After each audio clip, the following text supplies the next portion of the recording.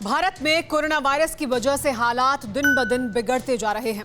हम आपको corona virus के संक्रमण से जुड़ी 5 ऐसी खबरें दिखाने जा रहे हैं जो आपको सन्न कर देंगी। इन खबरों में कोरोना के वो हॉटस्पॉट और एपिसेंटर्स हैं जिन्हें आप अब तक सबसे सुरक्षित मानते रहे हैं, लेकिन इन्हीं जगहों पर कोरोना विस्फोट हो गया। पूरी खबर देखने से पहले हम आपको सिर्फ इतना बता रहे हैं कि इन जगहों में वो अस्पताल भी शामिल हैं जिन्हें अब तक कोरोना के खिलाफ जारी जंग का सबसे बड़ा केंद्र माना जा रहा है। देखिए ये रिपोर्ट।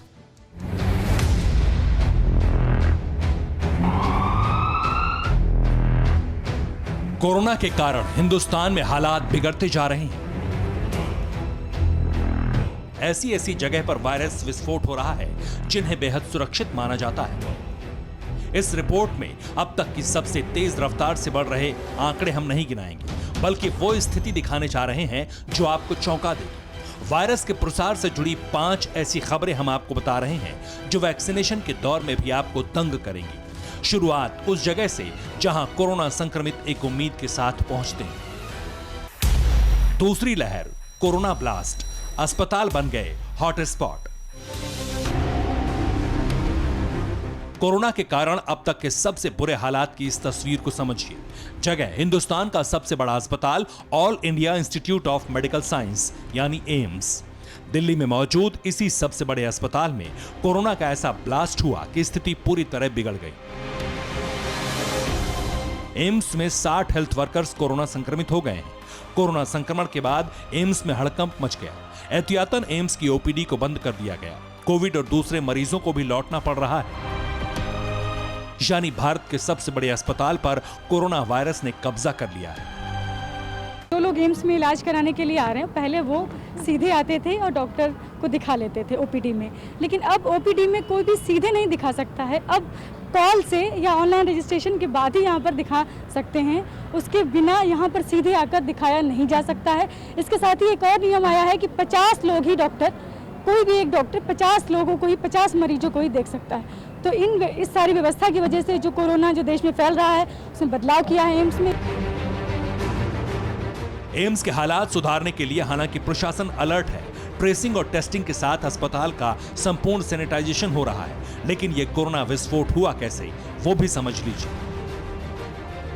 एम्स अस्पताल के बाहर इस वक्त हम खड़े हैं और इस अस्पताल में 60 जो हेल्थ केयर वर्कर्स हैं वो पॉजिटिव हुए हैं और उसके बाद यहाँ पर जो सैनिटेशन का काम है वो यहाँ पर चल रहा है। पूरे एम्स के जो परिसर है उसको सैनिटाइज किया जा रहा है बाकायदा। आप देखिए कि यहाँ पर सुबह से ही इस तरीके से जिम्मा जो कर्मचारी उन्होंने संभाला हुआ है कि हर हाल में जो संक्रमण है वो अस्पताल के भीतर और ज़्यादा ना फैले। ये एम्स के बाहर का हाल आप देखिए कि आपको कितनी भारी तादाद में जो लोग हैं वो सोशल डिस्टेंसिंग को फॉलो करते हुए आपको नहीं दिखाई पड़ेंगे।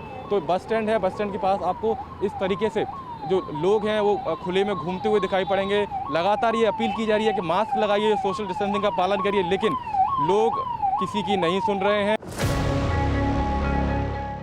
ये हालात एम्स के हैं जहां न सिर्फ हिंदुस्तान बल्कि पड़ोसी मुल्कों से भी लोग इलाज कराने आते हैं। लेकिन कोरोना विस्फोट की ये सिर्फ एक तस्वीर है। दूसरी तस्वीर दिल्ली के ही सर गंगाराम अस्पताल की देखिए। सर गंगाराम हॉस्पिटल में 37 डॉक्टर पॉजिटिव हो गए हैं। पॉजिटिव हुए सभी डॉक्टर कोविड वार्ड में ड्यूटी पर थे। इनमें से 32 डॉक्टर्स को होम आइसोलेशन में भेजा गया है। संक्रमित 5 डॉक्टर्स को अस्पताल में भर्ती किया गया है। और सबसे हैरान करने वाली बात यह है कि सभी 37 डॉक्टर कोरोना वैक्सीन की दूसरी डोज लगवा चुके थे, यानी वैक्सीनेशन के बाद भी वो कोरोना पॉजिटिव हुए हैं। सर गंगाराम हॉस्पिटल में सूत्रों के मुताबिक 37 डॉक्टर्स कोरोना पॉजिटिव पाए गए हैं। यह सभी डॉक्टर्स कोविड वार्ड में ड्यूटी पर थे। 32 डॉक्टर्स को हल्के लक्षण हैं, जिसके चलते उन्हें होम आइसोलेशन में रखा गया है, जबकि 5 अस्पताल में भर्ती है।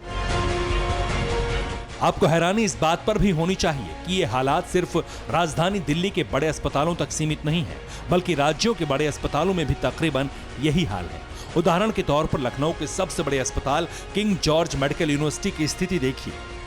केजीएमयू के वीसी डॉक्टर विपिन पुरी दोबारा संक्रमित हो गए हैं। पुरी समेत अस्पताल के 40 से ज्यादा डॉक्टर भी पॉजिटिव हैं। यूनिवर्सिटी स्टाफ वैक्सीन की 2 डोज लेने के बाद संक्रमित है। हैरानी की बात यह है कि कोरोना वायरस ने केजीएमयू के 40 डॉक्टर्स को उस वक्त अपनी जद में लिया जब उनके शरीर में एंटीबॉडी बनने की प्रक्रिया शुरू हुई थी। इससे न सिर्फ वैक्सीन पर सवाल खड़े हो रहे हैं, बल्कि कोविड के मरीजों के सामने भी बड़ा संकट खड़ा हो गया है।